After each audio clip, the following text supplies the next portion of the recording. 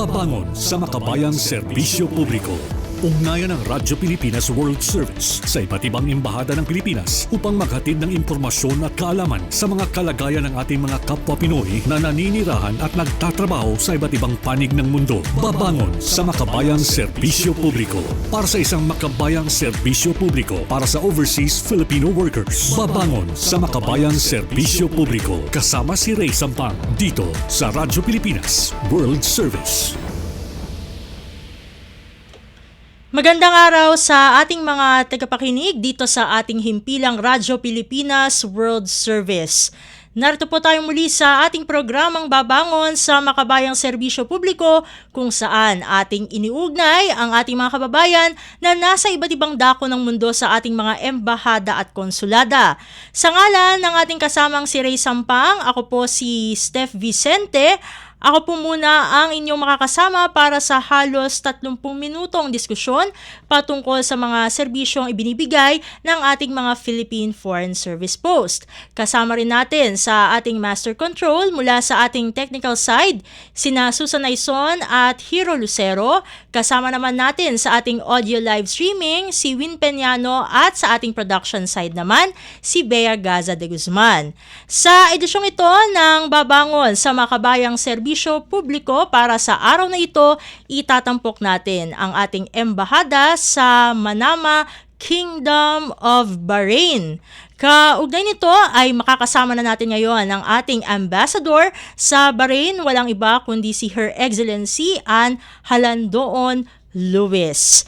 Magandang araw po sa inyo, Amba. Welcome po sa Babangon sa Makabayang Serbisyo Publiko. Magandang hapon sa iyo, Steph, at maraming salamat sa programang ito na kami ay inimbitahan para sumali din, no? At maipabatid namin yung mga iba't ibang programa ng Embahada ng Pilipinas dito sa Manama, Kingdom of Bahrain. Ayun, kung hindi po ako nagkakamali, Amba, ay 10:33 na po diyan sa 10:33 AM diyan sa Bahrain.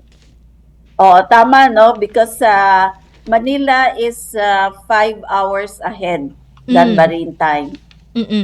Eto na po, pupunta na po tayo sa ating mga tanong, Amba.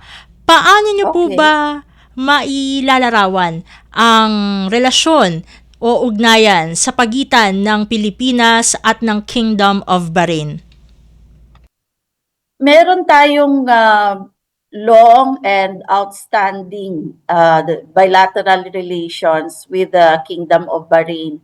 Na-establish natin yung ating diplomatic relations noong November 1978. At since nung panahon na yon, umunlad at lalo pang na-strengthen yung ating kaugnayan sa bansang ito. At saka ito ay natulungan din dahil sa dami ng mga Pilipino rito sa Kingdom of Bahrain. Actually, dahil nga sa nag-increase yung number ng OFWs dito, kaya nagbukas tayo ng ating embahada dito sa Manama noong April 1992. At saka marami ring mga agreements tayo, areas of cooperation na nailunsad na with the Kingdom of Bahrain. At lalong nag-exchange din tayo ng mga high-level visits ng ating mga opisyales, kaya lalong napalapit yung ating relationship in between, not only sa bansa natin but also between our peoples. Matanong ko lang po, Ambassador, itong mga high-level meetings and agreements, saan-saan pong mga sektor ito nakafocus o nakatuon? Meron tayong mga bilateral agreements on trade and investments, air services, on health, and meron din tayo on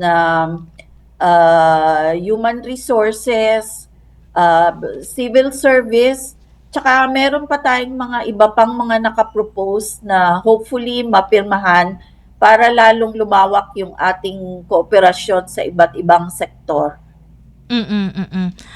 Ito naman po, Ambassador, para lang po doon sa mga maaring hindi pa ito alam, Mhm. meron pa po bang ibang mga bansa na under the jurisdiction po ng Philippine Embassy dyan sa Bahrain? Ah, wala nang ibang country of jurisdiction. Bale yung embahada dito sa Manama, Kingdom of Bahrain, only covers the Kingdom of Bahrain. I see. Eto naman po, no, ilan po yung mga OFW na or mga Pinoy na nagtatrabaho o naninirahan dyan po sa Bahrain? Yung pinaka-latest figure natin na nanggagaling sa ahensya ng Bahrain na tinatawag Labor Market Regulatory Authority or LMRA. Ito yung ahensya nila that handles migrant workers and immigrants here, expatriates, kumbaga. So ito yung ahensya nila. And they were able to share the latest figures with us as of July 13, 2025, that there are about 55,504 Filipinos who are now in the Kingdom of Bahrain. Medyo madami din. 55,504 Oo. Filipinos. Medyo hindi siya ganun kalaki if you compare it to the neighboring countries, like Saudi Arabia, UAE. But considering the size of Bahrain, maliit lang yung Bahrain. So, considering the size, it's relatively a big number na rin, yung 55,504. Dito po sa 55,504 na ito na mga Pilipino dyan sa Bahrain, ilan po dito yung mga maiko-consider po natin na migrant workers po? Of these 55,504, more than 53,000 are documented More than 50. Filipinos. So they are across different fields of occupation, and they are documented. So that tells us, also per the figures given to us by the LMRA, na mga more than 2,000 ang undocumented. So itong sa bilang na ito ay 53,000 dun sa kaninang 55, more than 55,000. 53,000 yung documented at yung 2,000 ay undocumented. Dito po sa mga documented, sabi nyo nga po kanina, Ambassador, na across different fields yung pinapasok po ng ating mga kababayan dyan sa Bahrain. Saan-saan pong mga field na kung saan namamayagpag ang ating mga kababayan po dyan? Ayon sa latest figures na shinare nito ng LMRA itong month lang ng July, tumaas yung nasa skilled, yung ating mga skilled workers, about 47% nitong 55,504 are in the skilled category. At ito ay yung mga nasa retail, sales, meaning they may be employed as sales persons doon sa mga shops and some companies, stores, and they're also in the hospitality industry and the restaurants. Ito yung ating mga nagwi-waiter, waitresses, cashier, and tumutulong to run the restaurants and other hospitality and tourism related companies. And meron din mga sa office, mga sa opisina ng mga kumpanya, office assistants. So with this figure, tumaas siya kasi before ang pinakamataas are actually our household service workers, yung ating mga domestic helpers. But now, I see from the latest breakdown that the LMRA has given us, naging 47% na yung na mga skilled, yung mga binanggit ko na kinds of occupation. And our household service workers are about 42%. Mm-mm. And then the remaining would be yung mga professionals. Mm. Ayun. So, ano din, iba-ibang fields talaga po, no? Iba-iba. Ang pinapasok ng ating mga kababayan from being yung mga nasa retail, sales, sa household, up to the professionals. And Ambassador, matanong ko lang po, kumusta po yung imahe po no ng ating mga migrant workers diyan sa mata po ng mga taga Bahrain? Syempre, nakakasalumuha po natin yung ating mga kababayan, Yes. nakakasalamuha yung mga taga Bahrain, yung mga taga Bahrain naman, yung mga Bahraini citizens ay nakakasalumuha naman po yung ating mga kababayan diyan. Kumusta naman po yung kumbaga yung image at yung relationship between Filipinos at yung Bahraini citizens? Okay. Maybe just a bit of information before I directly answer the question. You know, Bahrain is a small country, smaller than the neighboring countries, as I've mentioned.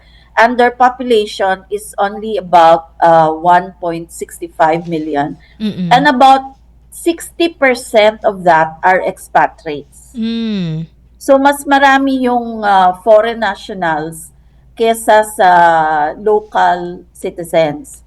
So I would say that the expatriate communities, including the Filipino community here in the Kingdom of Bahrain, contribute to a large extent to the growth and development ng Bahrain. And in that connection, I am pleased also to inform you na the Bahrainis and other employers actually have a high regard for the Filipino workers here. I have met personally many employers and sponsors, many companies, owners of companies, who have personally relayed to me their appreciation for the Filipino workers that they have. And usually the comment is they have a high regard for their workers because of the different work ethic that our workers have. And they always say that the Filipinos bring something extra, whether it's in the companies, the industries, whether it's in the healthcare profession, whether it's in teaching, and whether it's in the industries like construction, where many of our engineers, our professionals are here. They always have a high regard for the kind of work that our workers are able to perform in the company. So they are very much appreciated by the employers here. Ito naman po, Ambassador, ano-ano naman po yung mga karaniwang problema na kinakaharap po no ng ating mga kababayan na nandyan sa Bahrain? Ano-ano po yung mga suliranin po na kadalasan po ay idinudulog po nila sa ating embahada dyan? So, bagamat maraming reforms na undertake ng kaharian ng Bahrain para ma-promote yung works no ng migrant workers, hindi pa rin natin ma-avoid, the system is not perfect, at saka we're dealing of course with individuals, no, mga tao. So meron pa rin tayong mga problemang nararanasan, lalo na yung ating mga OFWs dito. At ito ay especially dun sa lower skilled, ano? Kasi alam mo naman, pag mas lower the skills, the more vulnerable our workers are. So, sa mga kasambahay natin, for our household service workers, meron tayo nung, I think na rinig nyo na always yun, yung runaway cases. So usually, ang ating mga kabayan, they run away from the employers because of problems encountered in their working conditions kung saan man sila ng empleyo. So sometimes it's hindi pag-fulfill ng mga terms ng kontrata, or delayed yung sahod, or kung minsan meron din na maybe some cases of physical and verbal abuse, or too much work at hindi sila pinapahinga. Meron ding mga cases na yon. So ito yung mga usual nating case na tinutulungan. Meron din iba, as we go up to the skilled and professionals, it's really something to do with the sometimes the terms ng kanilang kontrata na hindi na ibibigay ng employer. So this is where our migrant workers office, no, meron tayo dito sa embahada ng migrant workers office, manned by the personnel galing sa ating Department of Migrant Workers. Mm-mm. And meron din tayong OWA. So we have a welfare officer dito. So ito yung mga usual cases ng mga problems in employer-employee relations na tinutugunan ng ating MWO at OWA. Mm-mm. Ambassador, matanong ko lang po, meron po ba, kumbaga sa kasalukuyan, meron po bang kinakanlong or sineshelter po, no, ang ating embahada ng mga Pilipino dyan po sa Oo. Bahrain? Meron tayo dito sa embassy na shelter for women, for distressed Filipino nationals. Sa kasalukuyan, meron tayong 9 na wards tsaka isang bata, anak nung isang ward. Isa yun sa problema na hinahandle din ng embahada kung minsan, no? Yung ating mga OFWs na napupunta rito, and they get involved in relationships, Mm-mm. and they get pregnant out of wedlock. So usually dito sila sa embahada tumatakbo para matulungan sa paggawa ng mga dokumento because they're not married, no, at nagkaroon ng anak. So Mm-mm. ginagawa natin ng dokumento, and we make representations with the host government authorities na concerned para sila ay matulungan at ma-repatriate kasama ng kanilang mga anak. Eto naman po, Ambassador, kasi syempre napag-usapan po natin yung mga Pilipino po dyan. Kukumustahin ko lang po, kumusta po yung ugnayan ng ating embahada sa po nung ating Filipino community dyan sa Bahrain?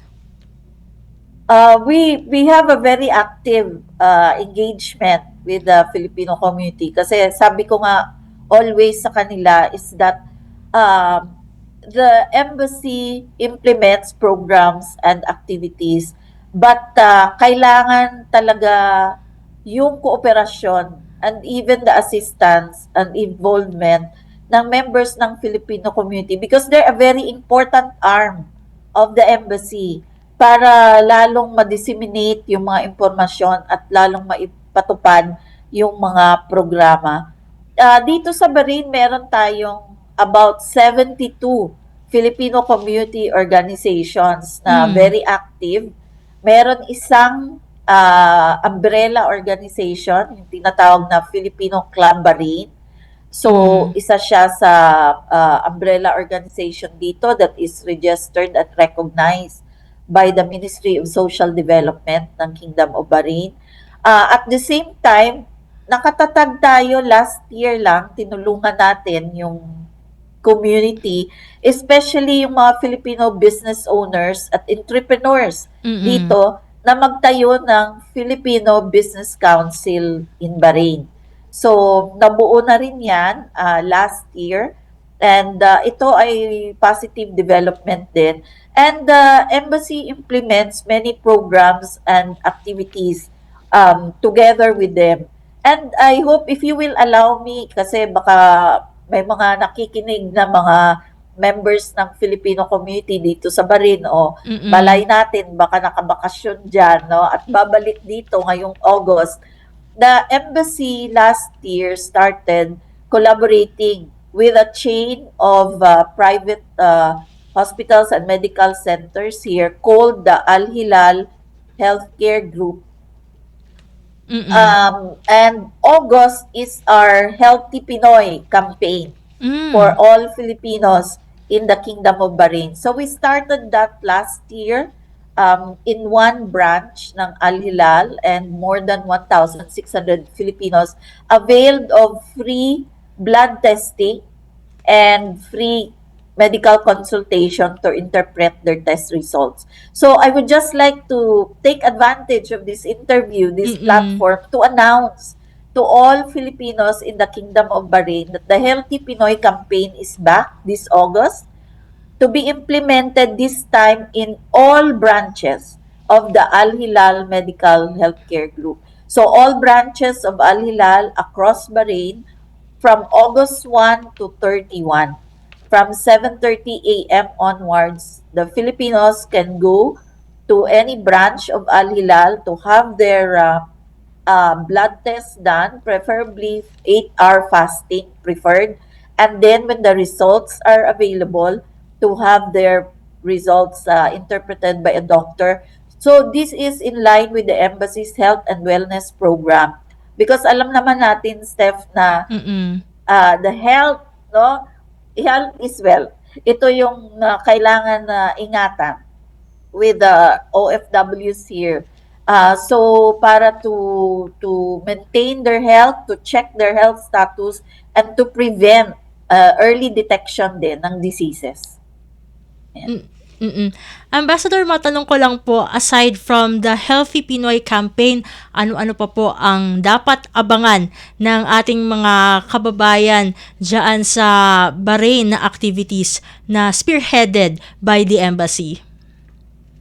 We also do regular consular outreach missions from time to time. And so I always advise yung ating mga kababayan dito to actively monitor the embassy's official social media accounts on FB and Instagram, as well as on WhatsApp channel, because we continue to update them. Marami rin tayong nilo-launch na mga financial literacy programs, kasi this is very important, no, to prepare our OFWs for eventual reintegration when they return to the Philippines. At hindi lang yon, kahit nandito pa sila sa Bahrain, dapat meron na silang plano din on how to achieve financial security, not only for themselves but for their families back home. So we have financial literacy programs. Meron din tayong ini-implement na mga skills training programs to provide them additional skills and upscale so that they can also have other income-related activities. And kolo-launch lang nga natin yung ating mga dressmaking courses for them. We also have baking and other, meron din advanced bookkeeping. I think they will already start, or for beginners also. So we all have this skills training program that they can benefit from. Medyo naubusan na po tayo ng ating material time, Ambassador. Okay. So, ano na lang po ang inyong final message para sa ating mga kababayan dyan sa Bahrain? Well, binabati ko ang lahat ng mga Filipino nationals dito sa Kingdom of Bahrain.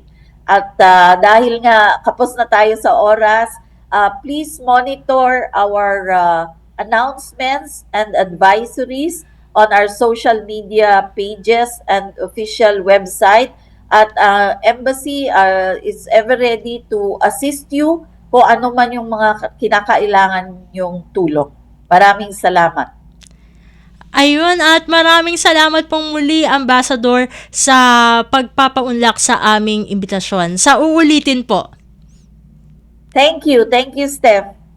At atin po nakasama muli si si Her Excellency Anne Halandoon Lewis, ang atin pong ambassador sa Bahrain. Magkakaroon pa rin po tayo ng isang panayam sa pagbabalik po ng ating programang Babangon sa Makabayang Serbisyo Publiko makalipas lamang po ang ilang paalala. Paliwanag mo sa tao na hindi totoo yan. Dahil ang totoo, yung totoo ang dapat ninyong malaman. Nagkalat sa internet ang fake news Ang o ginagawa mali ng at fake news, tinatapon niya yung tao. What they are doing is creating panic. We say no. Yung pagkalat ng fake news. And some of it's dangerous. Sana iwasan po natin pag-spread ng fake news. At di magpapakalat ng disinformation at misinformation ang kasulukuyang administrasyon. Stop telling us fake news because you're wrong. Para sa totoo at mapagkakatiwalaang mga balita at impormasyon, Radyo Pilipinas.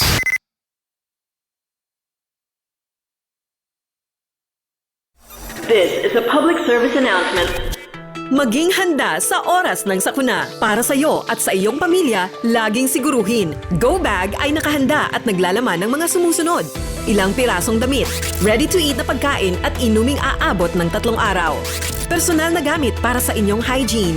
First aid kit kabilang ang alcohol, bandages, gamot sa lagnat, ubo at sipon, pati na rin ang inyong vitamins at maintenance medicines. Maglagay ng pito, flashlight, lighter o posporo. Huwag kalimutan ang mga charger o power bank. At higit sa lahat, isama ang mga importanteng gamit gaya ng inyong mga legal na dokumento, IDs, ATM o passbook, insurance at iba pa. This is a public service announcement. Public service announcement. From PBS, Presidential Broadcast Service, and Radyo Pilipinas.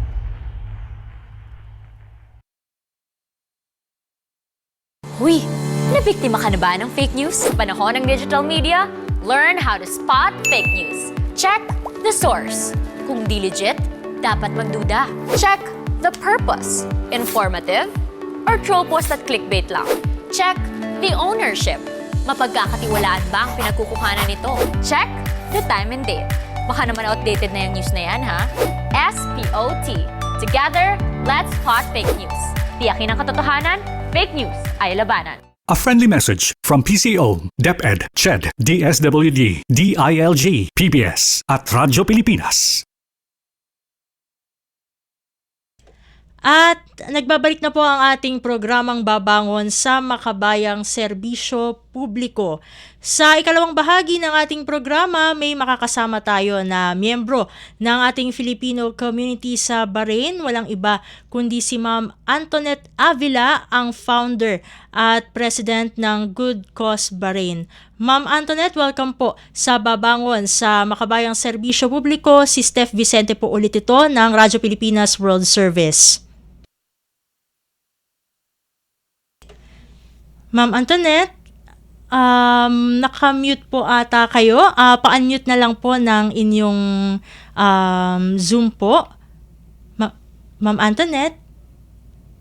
Ayun, nakamute po ata kayo. Ayun po, Ma'am Antoinette. Nakamute daw po kayo as per our tech po. Ayun, pa-unmute na lang po ng inyong ano po. Okay na ba si Ma'am Antoinette? Ayun, nakamute pa rin po ata si Ma'am Antoinette. Ma'am Antoinette, pa-unmute po ng ating Zoom po para ano po namin kayo. Ayan, sandali lang po ay inaayos lang po natin ang ating ano po, ang ating technical po, no? Dito sa ating programa. Ayun, naka-mute daw po kayo, Ma'am Antoinette. Ayun po, Ma'am Antoinette, naririnig niyo po ako? Hello po, Ma'am Antoinette. Ayun, hold on lang po. Ayusin lang po natin ang ating ang ating technicals po para makausap po natin si Ma'am Antoinette. Ayun. Habang ini-establish po natin, no, nire-establish po natin ang ating connection o communication kay Ma'am Antoinette, ay magpapasok muna ulit tayo ng ilang paalala mula sa ating himpilan. Time to celebrate kulturang Pinoy. Tradisyon, musika, sining, literatura at iba pa. Anything and everything fun and Filipino. Ito ang Pinoy Kultura. One of the fondest memories I have as a kid is riding the jeepney. It made me feel like a king. Dahil ito ang King of the Road. The jeepney or jeep is a cultural symbol that has transported us to school, the office, sa mall, at sa iyong first date. Mura, makulay, at mabilis. Yan ang ating jeep. Maaari bang umusog-usog ng konti? Sakay na! Yan ang Pinoy kultura because our culture is cool. Paliwanag mo sa tao na hindi totoo yan. Dahil ang totoo, yung totoo ang dapat ninyong malaman. Nagkalat sa internet ang fake news Ang o ginagawa mali ng at fake news, tinatapon niya yung tao. What they are doing is creating panic. We say no. Yung pagkalat ng fake news. And some of it's dangerous. Sana iwasan po natin pagsispread ng fake news. At di magpapakalat ng disinformation at misinformation ang kasulukuyang administrasyon. Stop telling us fake news because you're wrong. Para sa totoo at mapagkakatiwalaang mga balita at impormasyon, Radyo Pilipinas. At tayo po ay nagbabalik muli sa ating programang Babangon sa Makabayang Serbisyo Publiko. I guess pwede na po si Ma'am Antoinette. Ma'am Antoinette, nandiyan na po kayo? Yes po, naririnig niyo na ako? Yes po, ayan, loud and clear po. Maraming salamat pa rin po sa pagbibigay niyo po sa amin ng oras po, Ma'am Antoinette. Ayan, sa ating programang Babangon sa Makabayang Serbisyo Publiko. Matanong ko lang po muna kayo, Ma'am Antoinette, ilang taon na po kayo dyan sa Bahrain? Siguro mga 35 years. 35 years. Matagal-tagal na rin po pala kayo dyan sa Bahrain. Ano po yung naging journey niyo po, no? From the Philippines hanggang sa mapunta po kayo dyan sa Bahrain?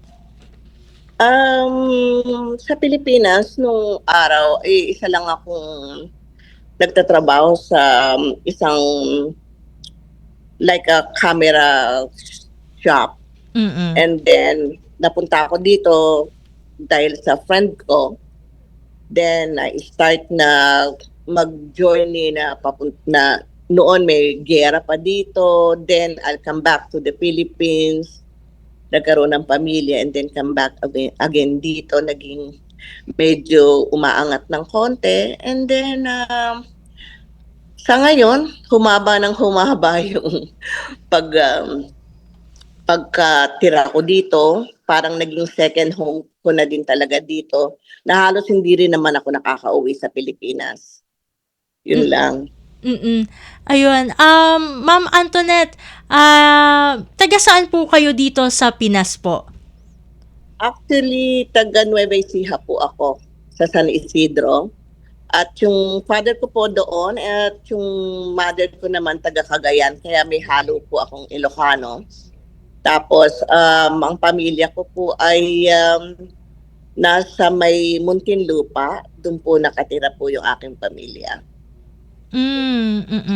Ito naman po, since kayo po ang founder and president po ng Good Cause Bahrain, paano niyo po ba ito naitatag po, itong inyong organisasyon po? Actually, nung nag-i-start pa po ako dito, siguro po sa dugo na, kasi yung aking mother is talagang matulungin din po kung nandiyan po kami sa Pilipinas. Then, nag-start po ako nung nandito ako na medyo tumutulong-tulong. Dahil nga po sa medyo maabilidad ako, marami din po akong naging mga kaibigan dito, na mga taga dito sa Bahrain. At alam ko naman pong napakababait po ng mga tao dito.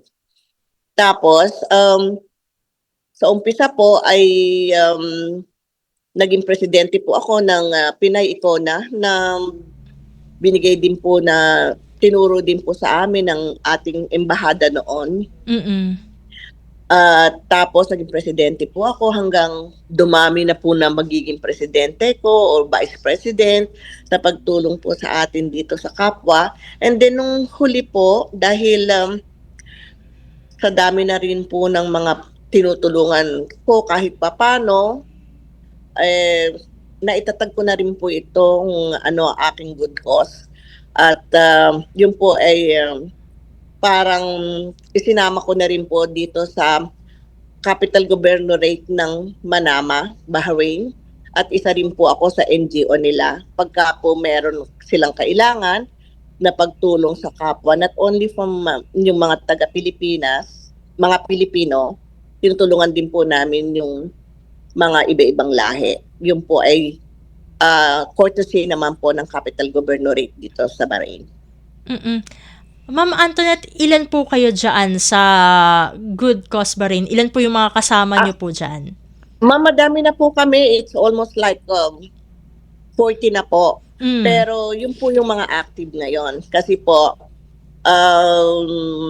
marami na po. Meron na po sigurong, dahil marami po ako mga partners, gaya po ng mga volunteers natin ng mga iba-ibang grupo dito sa Bahrain.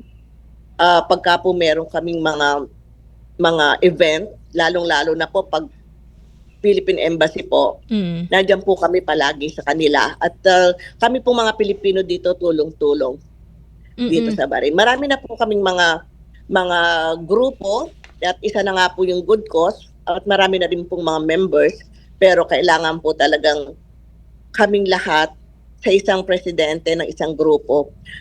Palagi po kami talagang nagkakaroon ng kaugnayan sa bawat isa sa pagtulong sa kapwa natin dito. It's nice to know po, no, talagang nandyan pa rin ang spirit ng bayanihan, no, kahit wala sa Pilipinas. Ang mga Pilipino dala-dala ang kaugalian, mga tradisyon, kultura, kahit saan pa mapunta sa mundo. Ma'am Antoinette, ito naman po ang aking katanungan po sa inyo. Kumusta naman po, no? Kasi naitanong ko rin naman po ito kay Ambassador kanina, no, yung regarding sa image and treatment po ng mga Bahraini citizen po sa ating mga Pilipino dyan. Sa inyo pong pananaw, sa inyo pong perspective bilang kayo po ay bahagi ng Filipino community sa Bahrain, kumusta po ba yung relasyon po ng mga Pinoy at mga Bahraini? No? Kumusta yung mga work ethics, yung mga ganun? Paano po yun? Actually po, ma'am, Miss Steph, unang-una po, kami po ay labis na nagpapasalamat sa bansang Bahrain. Kasi po, ang trato po nila, palagi po sa amin sinasabi na I love Filipinos. Yes po, mukhang na talagang napakabait po nila. Anything po na talagang kung hanggang saan po ang hinihingi naming tulong, doon po talaga sila isinasagad nila talaga. According po yun sa law, siyempre hindi po natin maiiwasan na talagang susunod din po ang ating mga kababayan sa law ng Bahrain. But in yung sa atin pong mga tao talaga, kami po ay napaka nire-respeto po talaga namin ang ating mga Bahraini po dahil super bait po sila lalo na sa mga Pilipino. Ayan. It's nice to know po, no, na ganun talagang in high regards po, no, ang tingin ng mga taga-Bahrain sa mga Pilipino. Eto naman po, total nababanggit-banggit na po natin, susundot-sundot na po ito, no, kanina, at naka-interview lang po natin kanina lamang si Ambassador. Kumusta po yung ugnayan ng ating embahada dyan sa Bahrain at sa inyong mga taga-Filipino community? Actually po, napakaswerte din po talaga namin na lahat po ng mga ambassadors na pinapadala sa amin dito ay nakikiisa po, talaga pong on hand po talaga sila sa amin sa mga problemang dinadanas ng ating mga kapwa OFW namin dito sa Bahrain. Tapos, hindi ko po, wala po akong masasabi dahil even the MWO, OWA po, lahat po sa amin ngayon dito sa embassy is talagang tulong po ang inaano nila sa amin. Kumbaga po siyempre po tayo, kaming mga OFW, hindi naman po namin agad-agad yung may problema kami, pero nandoon po sila na talagang kahit papano tutulong po talaga sa amin. Pati po sa Maynila, kami po ay lubos na nagpapasalamat sa lahat po ng tumutulong sa aming OFW, kahit po hindi dito sa Bahrain, na talagang pag-uwi ng mga tao sa atin sa Pilipinas, OFW po, talagang kahit na po hindi OFW, ang palagi po nila sa akin sinasabi na kahit Pilipino pa rin yan, kahit hindi po OFW, ang mga tao po dito na humihingi ng tulong sa ating embahada, tinutulungan pa rin po nila. Ako po ay talagang saksi sa ang ginagawa po nila dahil halos araw-araw nga po nasa embahada ako. Tumutulong din po ako sa mga kapwa natin Pilipino doon, kahit pong mga wordings lang po na konting advice sa kanila, tinutulungan ko din po sila. Ayun. At before I let you go po, kasi syempre, alam ko po na meron pa po kayong aasikasuhin ngayong araw na ito. Ma'am Antoinette, ano na lang po ang inyong panghuling mensahe para sa ating mga tagapakinig dito sa Babangon sa Makabayang Serbisyo Publiko? Masasabi ko lang po sa ating kapwa mga OFW, palagi niyo pong iingatan ang inyong sarili at saka sumunod kayo sa ating mga requirements at saka yung, of course, dito po sa Bahrain, wag po tayong masyadong gagawa ng kung anuman na ikapapahamak din natin. At saka po, palagi ko pong sinasabi, please po, ang OWA po natin, wag natin pababayaan. Kailangan po nakarehistro tayo. Kung ano man po yung mga requirements or advertisement na ginagawa ng ating Philippine Embassy, makinig at makipag-connect po lahat tayo sa kanila. Yun lang po masasabi ko sa kapwa ko mga Pilipino, para po hindi po tayo naiiba ng kung kani-kanino po tayo humihingi ng tulong, na babalik at babalik din po tayo sa ating bayan at kasama na po ang pagtulong ng ating embahada, ng MWO, at saka po ng OWA. Lahat po sila. Sana po palagi po tayong mag-iingat dito sa Bahrain. Tayo pong lahat ng mga OFW. Ayun, maraming salamat pong muli, Ma'am Antoinette, sa pagbibigay niyo po ng oras sa aming programa. Sa uulitin po, kapag may mga activities po kayo, pwede po natin ipahatid dito sa ating programa. Opo, maraming salamat din po sa pagbigay niyo sa akin ng oportunidad na makausap ninyo din po ako. Maraming pong salamat. Anytime po. Sure po. At atin po nakasama si Ma'am Antoinette Avila, ang founder and president po ng Good Cause Bahrain. At dito na po nagtatapos ang ating programang Babangon sa Makabayang Serbisyo Publiko. Maraming salamat sa ating mga nakasama, sa ating mga nakapanayam para sa araw na ito. At sa ngalan ng ating kasamang si Ray Sampang, ako po si Steph Vicente. Mabuhay po tayong mga Pilipino. Babangon sa Makabayang Serbisyo Publiko. Ugnayan ng Radyo Pilipinas World Service sa iba't ibang embahada ng Pilipinas upang maghatid ng impormasyon at kaalaman sa mga kalagayan ng ating mga kapwa Pinoy na naninirahan at nagtatrabaho sa iba't ibang panig ng mundo. Babangon sa Makabayang Serbisyo Publiko para sa isang makabayang serbisyo publiko para sa overseas Filipino workers. Babangon sa Makabayang Serbisyo Publiko kasama si Ray Sampang dito sa Radyo Pilipinas World Service.